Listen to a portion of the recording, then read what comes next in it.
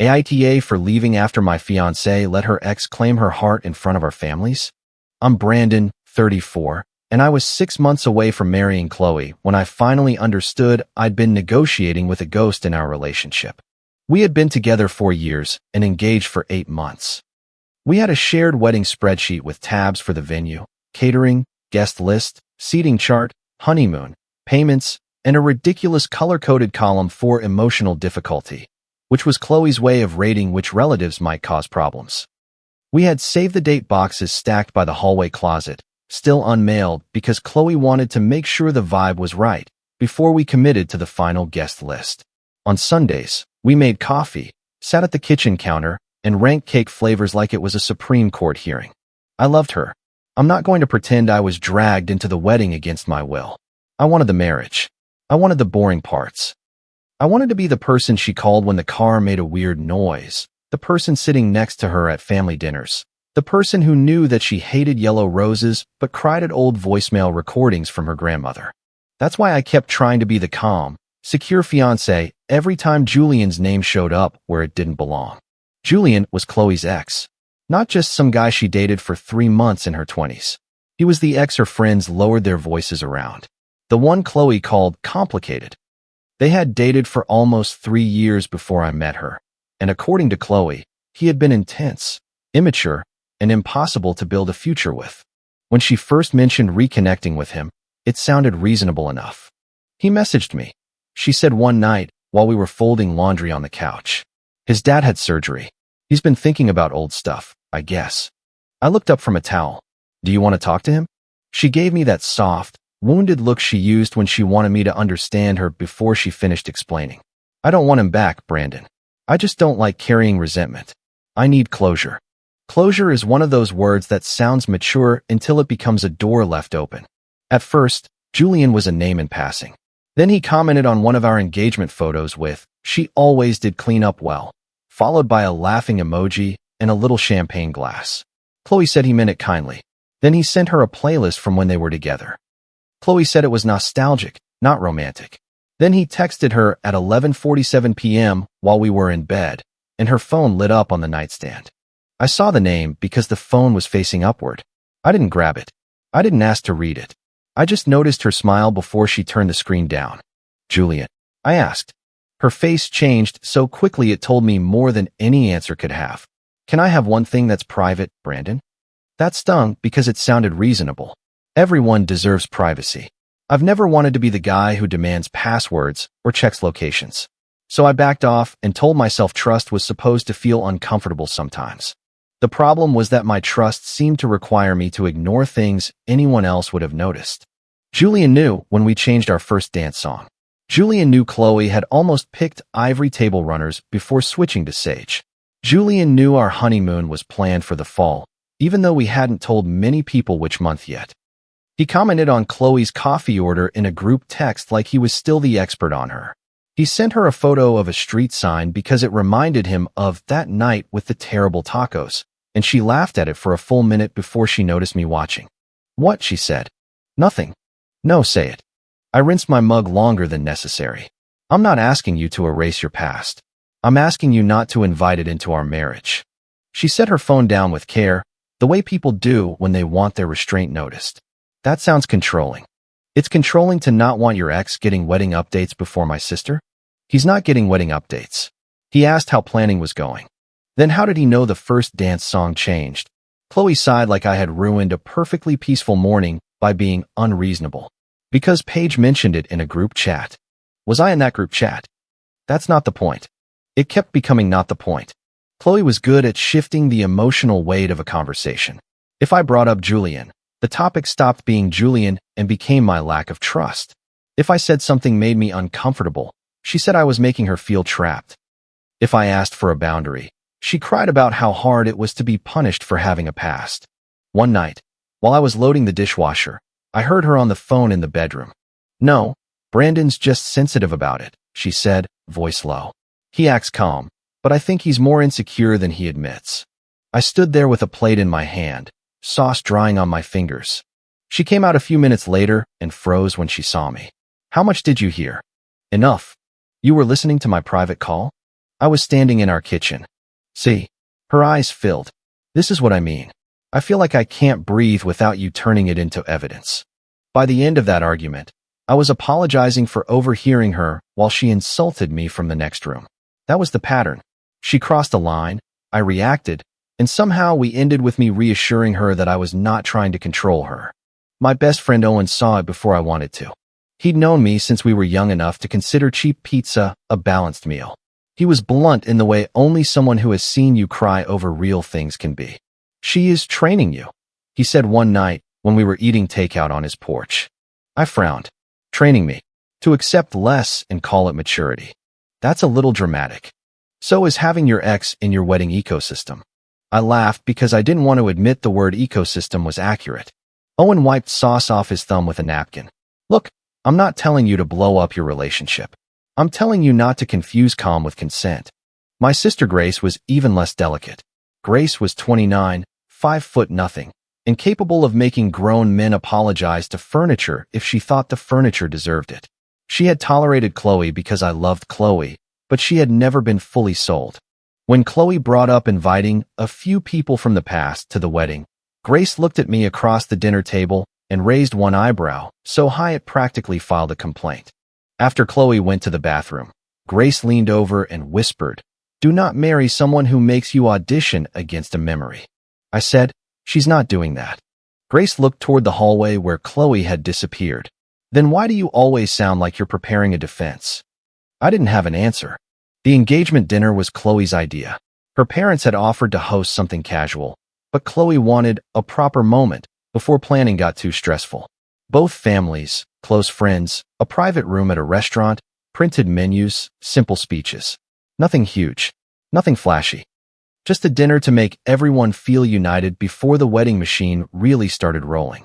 Her mother, Linda, called it a beautiful bridge between families, which sounded sweet until I realized Linda mostly meant everyone should behave in a way that looked good in photos. Chloe asked me to cover most of it. "My parents are already stretched from helping with wedding stuff," she said, sitting at the kitchen table with her laptop open. "I know it's a lot, but it would mean so much. We can use the wedding account." The wedding account was an account I had opened under my name to keep expenses clean. Chloe had access to view it and move funds we both put in, but almost all the money in it was mine at that point. Chloe had promised to contribute after a bonus came through and sent a few Venmo payments labeled wedding dinner or flowers, but they were nowhere near half. I didn't bring that up often because money can turn a relationship sour fast, and I didn't want our marriage to start with a ledger in my head. So I booked the private room. I paid the deposit. I agreed to the minimum spend, the wine package, tax, and gratuity. I confirmed the printed menu. I even made sure there would be 2 vegetarian options because Linda had once made a comment about people forgetting dietary restrictions when they're not raised thoughtfully, and I wasn't about to give her ammunition. The night of the dinner, Chloe was nervous in a way I mistook for excitement. She tried on 3 dresses before settling on a green one I had always liked. She stood in front of the mirror, adjusting a thin gold necklace with a tiny oval pendant. "Can you not be weird tonight?" she asked. I was buttoning my shirt. "That's a romantic request." "I'm serious." She turned, smoothing the front of her dress. "Sometimes your silence makes people uncomfortable." I wasn't planning on sitting there silently. "You say that, but when you're upset, you get very controlled. It feels judgmental." I looked at her in the mirror. "Is there something I'm going to be upset about?" She blinked once. "No, I just want a night to be light." In the car, her phone buzzed on the console between us. I wasn't trying to read it. It was right there, screen lighting up in the dark, the way phones do when people forget they have previews turned on. "Julian, still okay for me to do the toast? Or will your fiancé panic?" I didn't touch the phone. I didn't need to. Chloe snatched it up so fast her seatbelt locked. "It's a joke." "Toast. Brandon, Julian is doing a toast at our engagement dinner?" She looked out the windshield. "Please don't start tonight. There are people waiting, so I'm asking one time. Is Julian going to be there?" "It's not a big deal." That wasn't my question. She exhaled sharply. "He's an old friend. He wanted to be supportive. He's your ex. He's a person who was important in my life. Important enough to give a speech at our engagement dinner without telling me." She looked at me then, and the softness was gone. "If you trust me, This shouldn't matter. That sentence sat between us the rest of the drive. I thought about turning the car around. I really did. But both families were already there.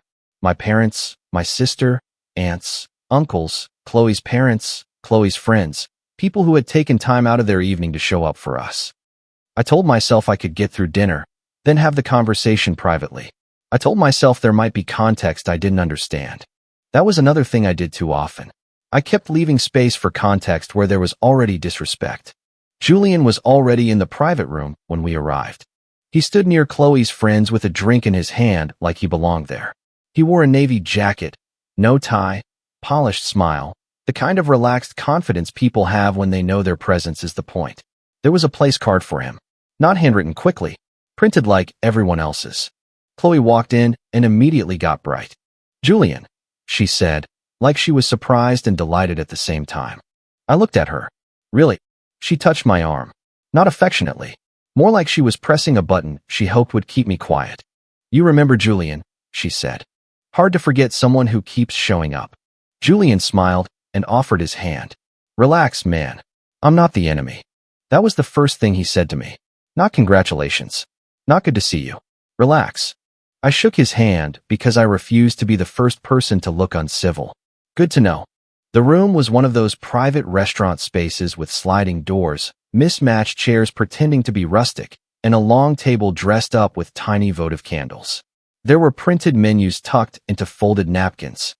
A side table held wrapped favors Chloe had insisted on ordering, little jars of honey with tags that said, "meant to be," which I had hated but agreed to because she loved them. Martin, Chloe's uncle, was already filming people on his phone. He filmed everything. Birthdays, brunches, holiday desserts, someone opening a stubborn jar. He pointed the phone at us and said, "Here they are, the almost newlyweds." Chloe leaned into me. I smiled because cameras make cowards out of honest expressions. Dinner started normally enough. My mother hugged Chloe. Linda kissed both my cheeks and told me the room looked very tasteful. Grace sat across from me, saw Julian 2 seats down from Paige, and texted me under the table. "Grace, is that who I think it is?" I glanced at her. She was staring at me like she already knew the answer. Me. Apparently he's supportive. Grace, of what exactly? I didn't answer. Julian behaved just well enough that anyone not paying attention could call me paranoid. He complimented the menu. He asked my dad about fishing because Chloe must have told him my dad liked it. He said, Chloe always hated cilantro when a salad came out, though it wasn't exactly classified information. He laughed with her friends and made little references that landed softly enough for plausible deniability. "Remember the winter cabin with no heat?" he said at one point. Chloe laughed. "Oh my God, don't. I won't tell the whole story." Linda laughed too loudly. Some stories can stay in the past. Julian looked at me over his glass. Past is a funny word. Some people never really leave your life. They just learn where to stand. Nobody laughed at that. Not really. There was a little noise, a little shifting, the kind people make when they understand something but don't want to claim they heard it. Paige stared at her plate. Grace's face went hard. Chloe touched my knee under the table. Again, not comfort. Management. When Martin stood and started filming casual speeches, I expected my dad to say something awkward and sweet. He did.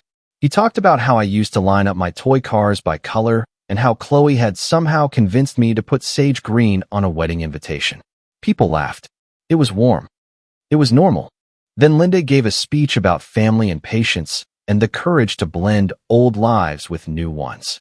That phrase hit my ear wrong, but I let it go. A couple of friends spoke. Paige said Chloe was a person who feels deeply, which was true in the way a kitchen fire is warm. Then Julian stood. He did not stand like a guest who had impulsively decided to say a few words. He stood like a man waiting for his cue. Chloe looked at him and said, "Go ahead, but keep it short." That was when the last little thread of denial snapped. Julian lifted his glass. Martin's phone swung toward him. Linda kept smiling, but her eyes moved to me for half a second. Chloe sat back with that nervous, excited glow I had seen earlier in the mirror. Julian smiled at the room. "I promise I'll be respectful." A few people chuckled. He continued, "I've known Chloe longer than most people here. Some people meet someone first, and that means they always know a version nobody else gets." Chloe said, "Julian, stop. but she said it smiling. She said stop like she wanted him to continue. He held up one hand. I'm just saying, there are chapters in a person's life that don't disappear because a new one starts. My mother's smile faded. My father looked at me. Grace did not move. Julian turned slightly toward me. Brandon, you're a lucky man. Chloe is impossible, brilliant, stubborn, and she will change her mind about music 4 times before she admits she hated the song all along. Another small laugh. Because that sounded harmless. Because that sounded like he knew wedding details. Then he stepped closer to Chloe's chair. The necklace she had been adjusting earlier had twisted slightly at the clasp. Julian reached down and touched it. Your necklace is backward, he said. Chloe looked up at him. He leaned in and fixed it. His fingers brushed the back of her neck. It lasted maybe 3 seconds, but 3 seconds can be an entire courtroom when everyone is watching. I waited for Chloe to pull away. She didn't. Julian straightened and looked around the room. Relax. I'm allowed. I knew her before all of you. Someone made a strangled laugh. Then he raised his glass again. To Chloe and Brandon. And to first claim on the heart, because some things are grandfathered in. There it was. Not loud. Not obscene. Worse. Polished enough to be defended as a joke. Sharp enough to draw blood. Chloe laughed. Not a big laugh. Not even a comfortable laugh. But she laughed. I looked around the table. Some people looked embarrassed. Some looked entertained. Linda's smile had stiffened into something frozen. Paige looked like she might be sick. Martin kept filming because Martin filmed everything. Grace's jaw was tight enough to crack glass. I turned to Chloe. Hallway. Her smile dropped. What? Now? She stood because she probably thought she could calm me down before anyone noticed. We stepped outside the sliding doors into a hallway near the bathrooms. The restaurant noise was muffled behind us. Servers passed with trays. Chloe looked over my shoulder to see who might be watching. I kept my voice low. Why is your ex giving speeches at our engagement dinner? Don't embarrass me in front of everyone. I'm asking a normal question. He was trying to be nice. He joked about having first claim on your heart. It was awkward, okay? He gets dramatic. You let him touch you. She folded her arms. Fixing a necklace is not cheating. I didn't say it was cheating. I asked why he is here, why he had a planned toast, and why you didn't tell me. Her eyes sharpened. Because I knew you'd react like this. Like what? Possessive. Small. Insecure. The word didn't hit as hard as it used to. I'd heard it too many times. It had become less of an accusation and more of a leash. I said, Chloe, this is our engagement dinner. And you're ruining it. Julian made a speech about your past at a dinner I paid for to celebrate our future. She leaned closer and lowered her voice to a whisper. Stop acting insecure. I could do better. It was quiet enough that nobody inside heard it. Maybe that's why she said it. Chloe was always careful about where she showed the sharper edges. I felt something in me go still. Not angry, exactly. Not calm either. It was the strange quiet that comes when a truth finally stops asking permission to be true. I nodded. Okay. Her expression flickered. Okay, what? You answered everything. I walked back into the private room. The table went quiet in waves. Julian was still standing near his seat, glass in hand, trying to look amused and above it all. I pulled my wallet out, found the server near the side table, and asked for the portion of the invoice I had agreed to cover so far. The deposit was already paid. The minimum spend would be processed later, but I paid the agreed dinner balance, tax, and gratuity on my card. I took a photo of the itemized receipt because some instinct in me had started preserving evidence before my brain caught up. Grace stood halfway. Brandon. I looked at her. I'm good. I just finally heard her. Chloe came in behind me, face flushed. Brandon, don't. I pushed my chair in. Enjoy the rest of the dinner. Julian said, Man, you're making this bigger than it needs to be. I looked at him for the first time without trying to be polite. No, I'm making myself unavailable. Then I left. Outside, the air felt too cold for the shirt I was wearing. My hands were steady, which almost scared me more than shaking would have. I sat in my car for a minute and watched the restaurant doors through the windshield. Chloe didn't come out. That told me something too. I called Owen. He picked up on the second ring. Dinner over already? She invited Julian. There was silence. Then, her ex Julian? He gave a toast. A longer silence. Where are you? Parking lot. Did you yell? Break anything? Threaten him? No. Good. Do not start now. I let out a laugh that sounded nothing like me. He joked he had first claim on her heart. She let him fix her necklace in front of everyone. Owen swore under his breath. Listen to me. Do not send angry texts. Do not leave voicemails. Do not post anything. Do not give them a clip they can use. I'm not going back in. Good. Don't go back into the relationship either. That sentence landed harder than Julian's toast. Owen continued, open your notes app. Write down what happened while it's fresh. Exact words. Times. Who was there? Screenshot anything Chloe sends. Screenshot first, feel later. I feel like I'm detonating my life. No, he said. You're refusing to marry the explosion. I sat in that parking lot for 20 minutes, writing like a court reporter. The text preview in the car. Julian already seated. The place card. Chloe saying, go ahead. Julian's first claim line. Chloe's, I could do better. My receipt photo. Martin recording. My phone started buzzing before I got home. Chloe, where are you? Chloe, you're humiliating me. Chloe, come back inside and we can talk like adults. Chloe, Brandon, answer me. Then a voicemail. Her tone was tight and angry. You are making this so much uglier than it had to be. Julian said something stupid, and now my whole family is asking questions. Do you understand how this looks? Not, are you okay? Not, I'm sorry. How this looks. I screenshotted the texts and saved the voicemail. By the time I got to my place, Grace was already waiting outside my door with 2 coffees and the expression of a woman prepared to hide a body emotionally, not legally. Before you say anything, she said, I'm proud of you for not throwing a chair. I considered throwing a butter knife at a votive candle. That would have been theatrical. Bad for your brand. I laughed despite myself. Then I let her in. The save-the-date boxes were still stacked near the closet. Seeing them made my chest hurt. They looked ridiculous now. Little ivory envelopes containing a future Chloe had apparently planned to share with me, Julian, and whatever emotional triangle she thought I would learn to tolerate. Grace set her coffee down and opened my laptop. What are you doing? I asked. Separating feelings from contracts. Grace. No. Sit down. I sat. She pulled up the wedding spreadsheet and started going tab by tab. Venue. Catering. Photographer. Florist. DJ. Honeymoon. Guest list. Payments. She was not cruel about it. She did not gloat. Every few minutes, she would stop and look at me like she remembered this was my life, not just a problem to solve. Which contracts are in your name? She asked. Venue is mine. I paid the deposit. Catering. Invoice is under both, but card authorization is mine. Honeymoon. Booked with my card. Not fully paid. Photographer. Deposit was mine. Contract might list both of us. Ring. In my drawer. Receipt and insurance paperwork in the blue folder. She nodded, making notes. You are not a villain for refusing to finance your own disrespect. It feels petty. She brought an ex to your engagement dinner and made you pay for the room. I stared at the spreadsheet. Venue minimum. Wine package. Tax. Gratuity. Final payment due dates. All those clean little cells that had once made me feel responsible and organized now looked like a trap Chloe assumed I wouldn't climb out of. Grace clicked the payments tab. Did she ever send the contribution she promised for the dinner? Some. Not all. There were Venmo transfers from Chloe. $300 for flowers, $250 for dinner, $500 with a heart emoji, and almost wedding stuff. It was not nothing, but it was also not the partnership she had described to her family.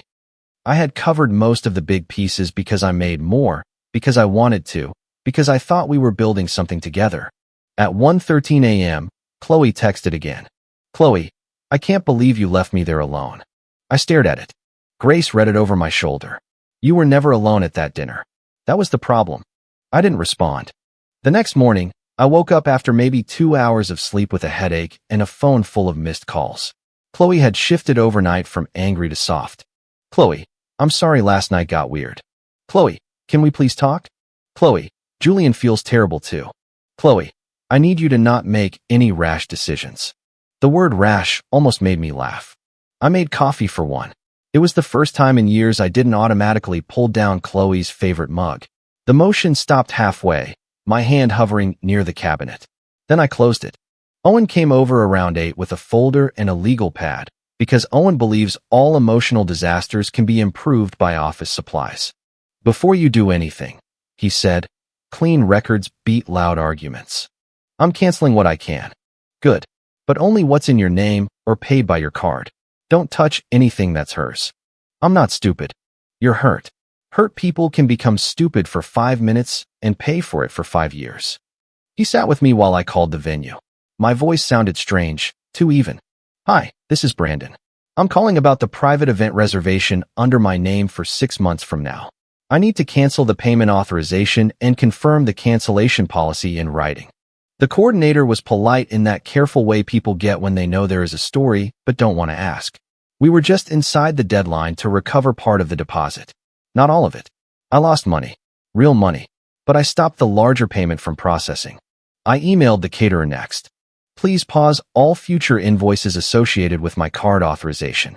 I am withdrawing my financial authorization for charges under my name. Please confirm what, if any, balance remains personally attached to me. Short. Professional. No paragraph about Julian. No emotional explanation. Just the necessary facts.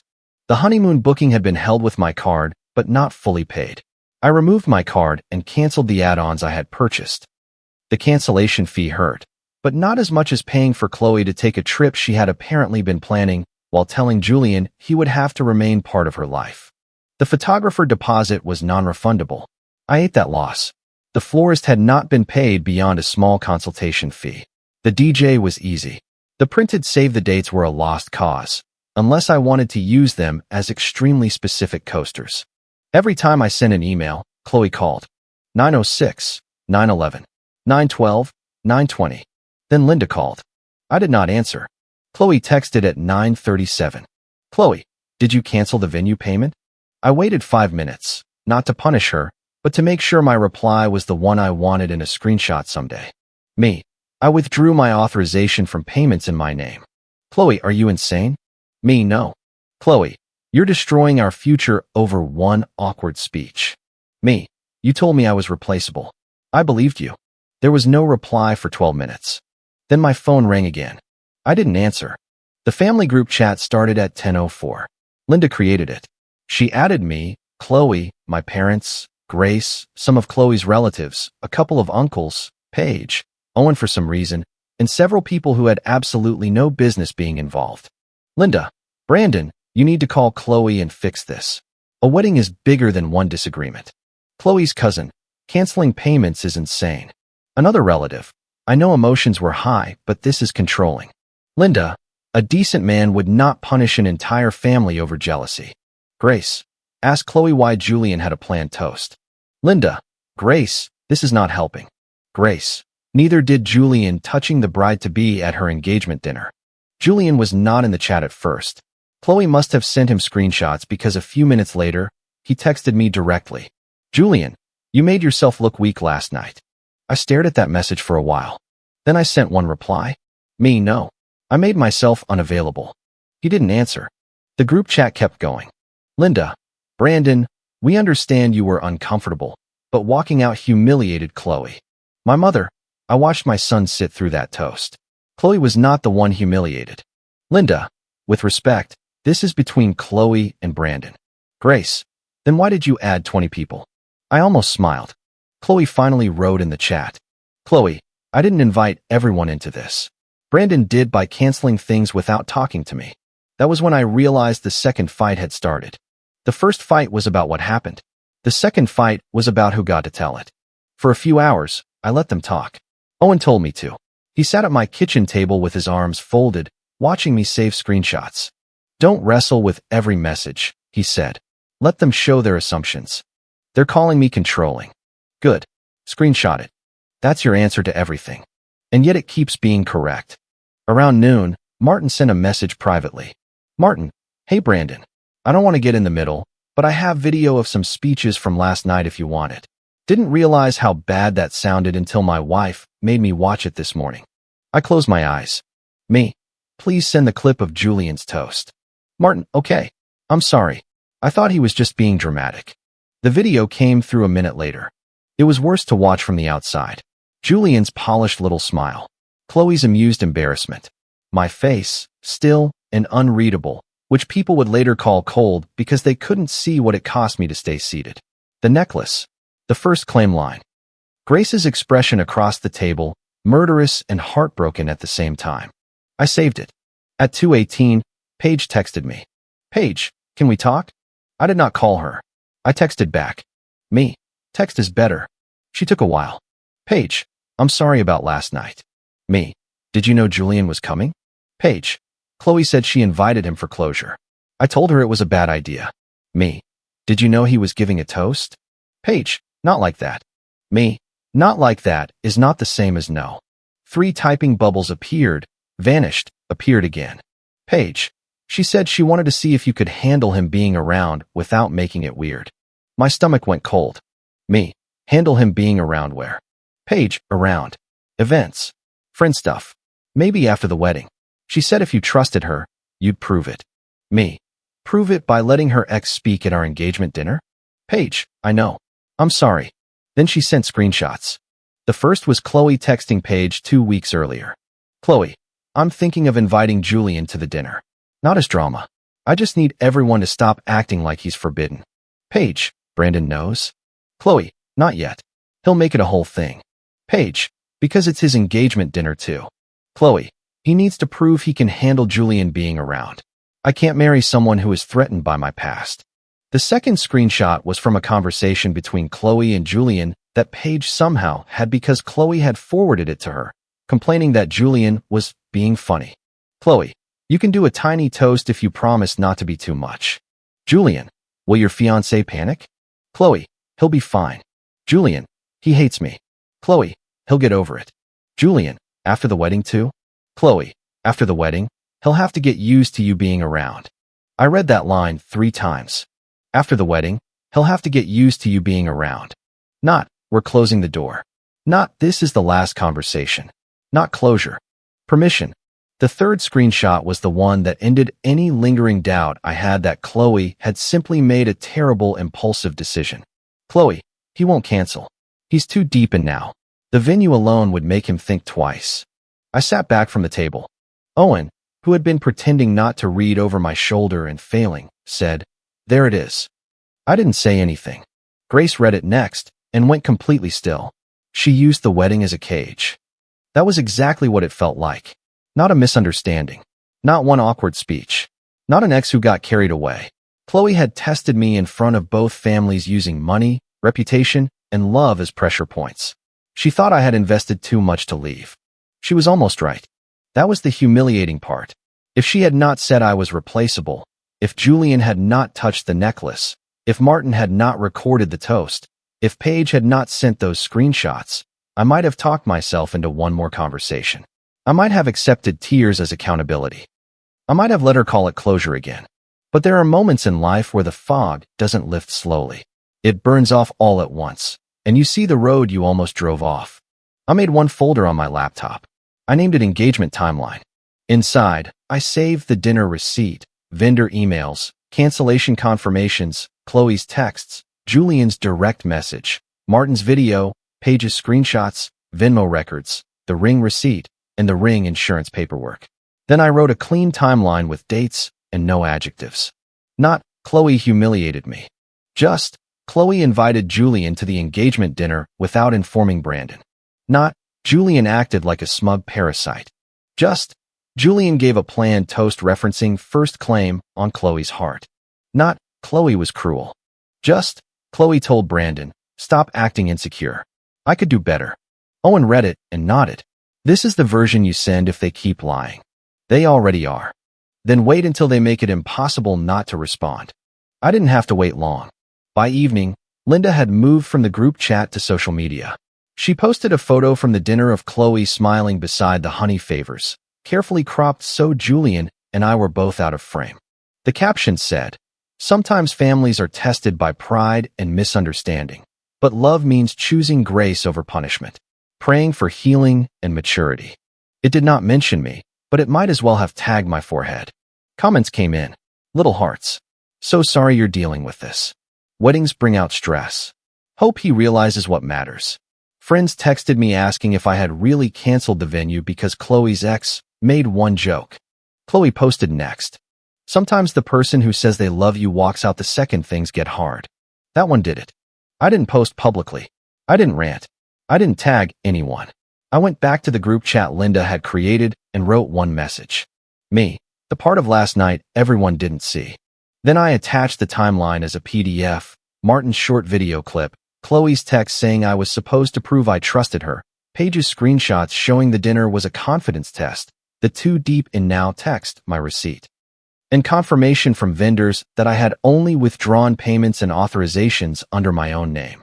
I added one final line. Me, since I'm replaceable, I removed my name, my money, and my future from the wedding. The chat went silent for almost 4 minutes. 4 minutes in a group chat feels like a power outage. Then Grace wrote, Grace, Chloe, is any of this fake? No answer. My mother, Chloe? Linda, this is private information and should not be shared like this. Grace, you made a public post. Linda, I was asking for prayers. Owen, for the man who paid for the dinner where Chloe's ex performed? I had never loved Owen more. Paige wrote next. Paige, the screenshots are real. Chloe told me she wanted to see whether Brandon would stay calm. I should have warned him. I'm sorry. Chloe, I can't believe you're all doing this to me. Grace, is any of it fake? Chloe, you don't understand how scared I've been. My dad, scared of what? Chloe, of marrying someone who doesn't trust me. My mother, trust is not pretending not to see disrespect. Linda tried again. Linda, Brandon, you could have handled this privately. Me, you added the group chat. Linda, because you hurt Chloe. Me, Chloe tested me in front of both families. Julian helped. You all called me jealous before asking what happened. Linda, a wedding is bigger than one uncomfortable moment. Me, there is no wedding. That was the first time I wrote it plainly. There is no wedding. Chloe called immediately. I watched her name fill my screen and fade away. Then again. Her voicemails changed tone every time. The first one was angry. You had no right to send my texts around like that. Paige betrayed me, and you're using it to make me look crazy. The second was crying. I was confused, Brandon. I was scared. The wedding got so big, and Julian made me feel like I had options, and I know that sounds horrible, but I didn't mean to hurt you. The third was soft. Please, just talk to me. We can still fix this if you stop punishing me. I saved all 3. Julian tried to recover his image in a smaller friend thread. Someone forwarded me screenshots because by then people had realized the story was not what they were told. Julian, Brandon overreacted. I gave a harmless toast, and he spiraled. Grace, somehow in that thread because Grace was everywhere. You joked about first claim on another man's fiancée at their engagement dinner. Julian, it was a joke. Grace, then why did Chloe have to test whether Brandon would tolerate you after the wedding? Julian, that's between them. Me, you didn't steal my fiancée. You helped me see she was never acting like one. He didn't answer after that. That was the thing about Julian. He was brave when the cost belonged to me.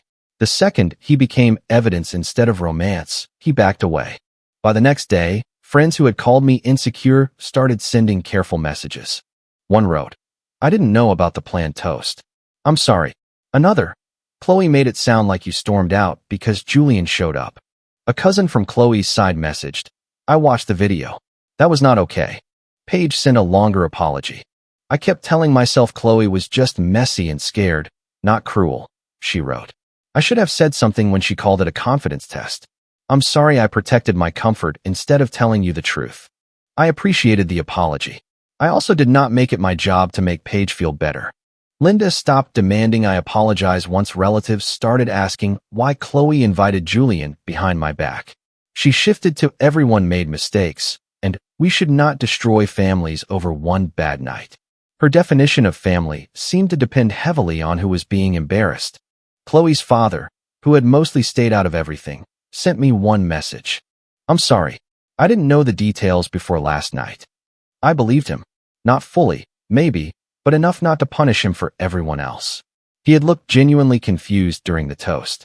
Some people were complicit. Some were passive. Some were just slow. The wedding did not collapse in one clean, dramatic motion.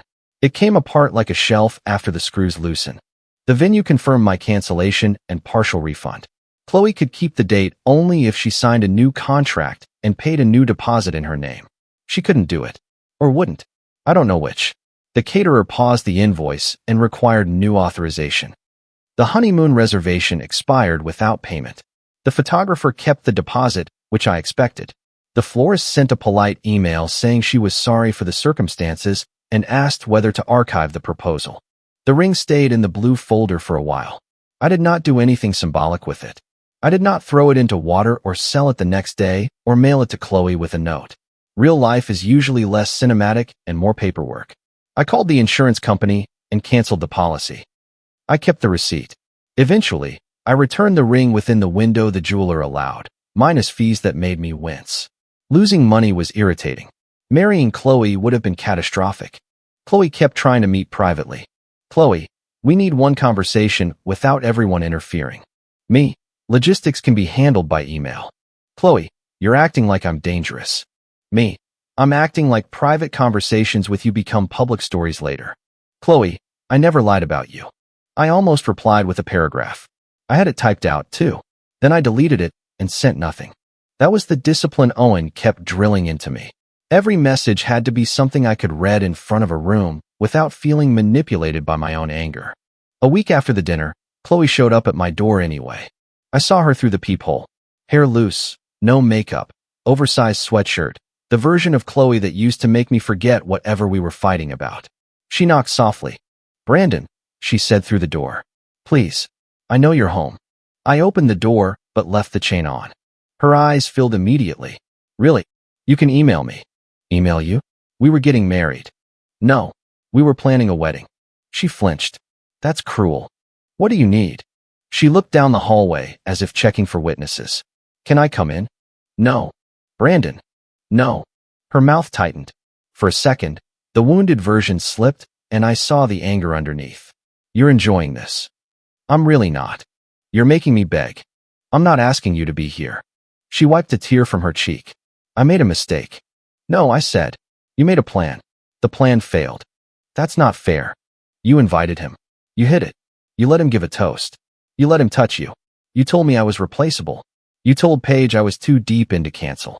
I was scared. Of what? Of being trapped in a marriage where I couldn't have my own history. I stared at her through the gap in the door. Your history gave a speech at our engagement dinner. She cried harder, but the tears did not move me the way they used to. Not because I stopped caring overnight. Because I finally understood that caring did not require me to hand her the knife again. She whispered, so that's it. That was it when you call me replaceable. Her face collapsed like she had expected me to fold before that sentence. Maybe she had. Chloe had always trusted my patience more than she respected my limits. I closed the door. That night, Linda called from a number I didn't recognize. I answered because I thought it might be a vendor. Brandon, she said, voice tight. This can still be fixed if you stop punishing her. I pinched the bridge of my nose. Linda, there is no wedding to save. You embarrassed Chloe in front of everyone. She embarrassed me first. She was confused. Weddings are stressful. Julian should not have said what he said, but men need to have thicker skin. Thicker skin is for rude comments, not planned humiliation. You are being very cold. No, I'm being clear. She loves you. She loves being chosen. Linda went quiet. I said, please don't call me from other numbers again. Brandon. I hung up. A month later, the engagement was formally over in every way that mattered. The vendor accounts were closed or transferred where possible. The save the dates went into recycling after Grace took one as evidence for the Museum of Dodged Bullets. My parents stopped trying to ask careful questions because I think they understood that I was grieving something even though I was the one who ended it. That part surprised me. People assume walking away with evidence feels like victory. It doesn't. Not at first. It feels like carrying a full glass across a crowded room and refusing to spill it, even though your hands are shaking and everyone keeps bumping your elbows. I missed Chloe in stupid ways. I missed the sound of her keys in the bowl by the door. I missed her dramatic hatred of celery. I missed Sunday cake debates and the way she put cold hands on the back of my neck just to make me yell. Love doesn't evaporate because respect does. That's what makes leaving hard. But every time I thought maybe I had been too harsh, I reread one line. He won't cancel. He's too deep in now. That line kept me honest. Chloe tried a few more times over the next several months. Sometimes angry, sometimes nostalgic, sometimes practical. One email said, I found one of your sweaters. I replied, donate it.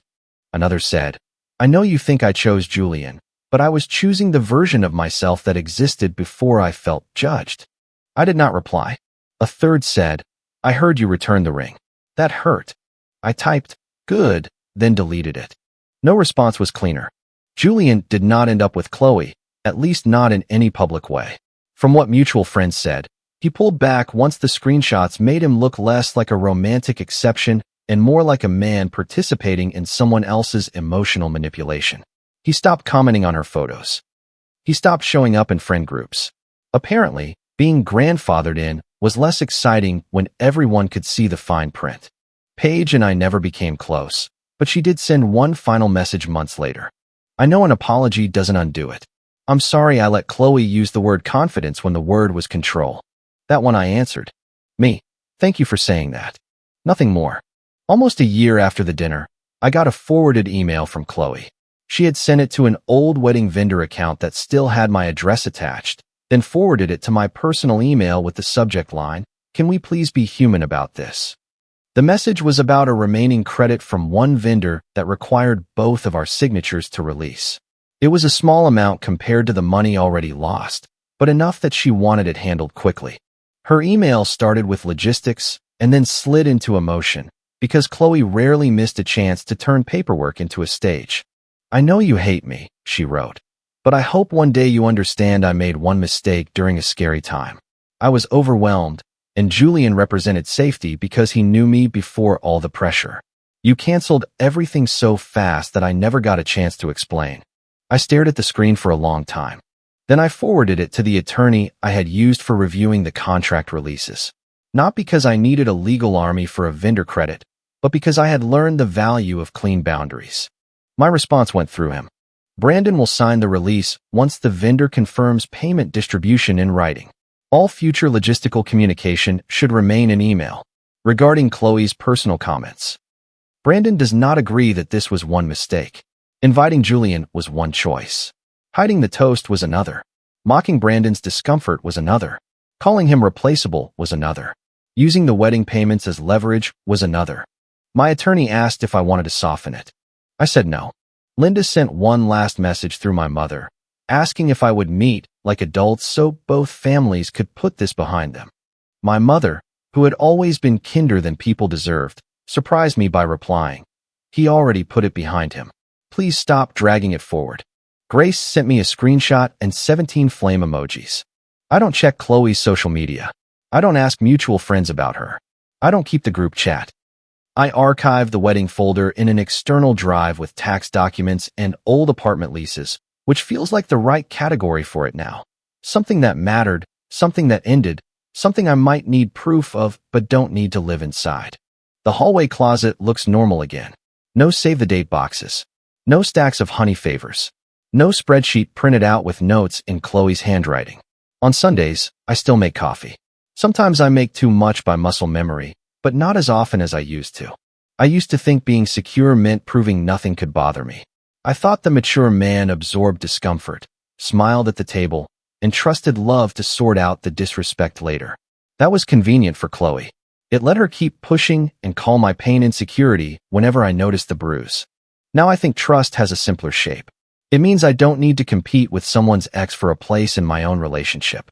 It means I don't have to finance a future where my boundaries are optional.